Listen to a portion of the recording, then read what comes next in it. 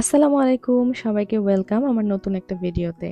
আজকে আমার ননাস আর ওদের পরিবার আমাদের বাসায় আসছে ইফতারের দাওয়াতে। তাই ভাবলাম একটু আগেই বের হয়ে যাই। আসলে সবকিছু খাবার আমরা বাহির থেকে কিনিনি। কিছু খাবার বাসায় বানানো হয়েছে আর কিছু ফল ফ্রুটস এন্ড আদার্স যা যা লাগবে তা কিনতেই আর কি বের হলাম। আর রমজান মাসে এরকম দাওয়াতগুলো আমার কাছে খুব ভালো লাগে। কারণ এই সময়টায় সবাই একটু সময় করে একসাথে বসা যায়। কিছুদিন আগে তো আমি আপুর বাসায় গেলাম, তো এবার ওরা আমাদের বাসায় আসছে।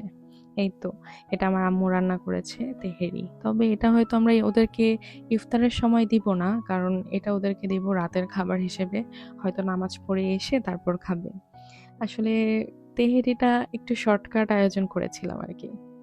বাসায় এসে ইফতারের টেবিলটা সাজাতে শুরু করলাম। দেখেন, তেমন বড় কিছু আয়োজন না, যা আছে তা দিয়েই আর কি সুন্দর করে সাজানোর চেষ্টা করছি। আসলে আমার শ্বশুর শাশুড়িরা ঢাকার বাহিরে থাকে, তাই ওনারা আমাকে মাঝে মাঝেই বলেন যে আমি কবে আসব। আর আজকে কিন্তু শুধু আমার ননাসের ফ্যামিলি আসছে, কারণ আমার শ্বশুর শাশুড়ি যেহেতু নাই আর তারা যেহেতু ঢাকার বাহিরে থাকে, তাদেরকে দাওয়াত দেওয়া পসিবল হয়নি। এই আমগুলো আমি গত বছর ফ্রোজেন করে রেখে দিয়েছিলাম, যেহেতু আমার হাজব্যান্ড আমার সাথে থাকে না, ওর জন্যই মেনলি রাখা। আর এটা একটু স্পেশাল কারণ আমাদের বাগানের আম। এই তো, সবগুলো খাবার একদম সুন্দর করে পরিবেশন করলাম।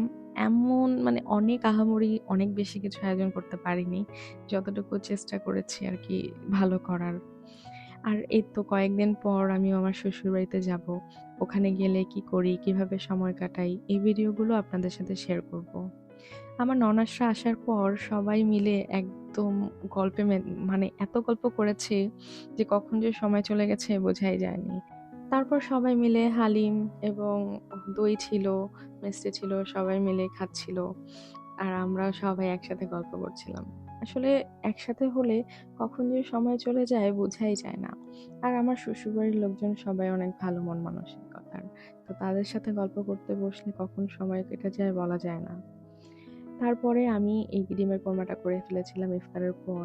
যেহেতু তেহারি দিচ্ছি, ভাবলাম যে ডিমের কোরমাটা থাকলে একটু ভালো লাগবে। আর তেমন আয়োজন করতে পারিনি আমরা আসলে, তবে চেষ্টা করেছি যতটুকু ভালো করা যায়। এই তো, ইফতারের পর আমরা সবাই মিলে রাতের খাবার খেলাম। শেষে একটু মিষ্টি দই আর রসগোল্লাও খেলাম। দিনটা খুবই সিম্পল ছিল, তবে আমার কাছে খুবই স্পেশাল, কারণ বিয়ের পর এই প্রথম ঈদটা আমি আমার হাজবেন্ডের সাথে শ্বশুরবাড়িতে করতে যাচ্ছি। আর জানি, যাদের হাজবেন্ড দূরে থাকে তারা হয়তো এমন মুহূর্তগুলো কতটা মিস করে সেটা খুব ভালো করে বুঝবে। তবে চাই, যাদের পার্টনার অনেক লং ডিস্টেন্সে থাকে তারা খুব তাড়াতাড়ি আপনাদের সাথে দেখা করুক, একসাথে সময় কাটান। আল্লাহ হাফেজ।